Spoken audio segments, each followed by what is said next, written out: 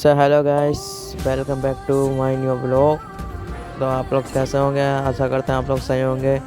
तो भाइयों, हम लोग आए हैं ढाई घाट के मेले में।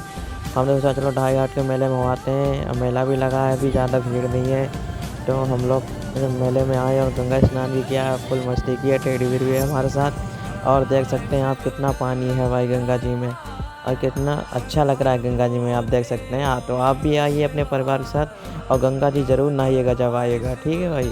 और सब लोग एकदम मस्ती कीजिए और लाइक करें, कमेंट करें, शेयर करें। और चैनल पर पहली बार है तो सब्सक्राइब कर लें, और जिन लोगों ने सब्सक्राइब ना किया हो भाई वो लोग सब्सक्राइब कर लें भाई, ठीक है भाई। चलिए भाई, चलते हैं भाई।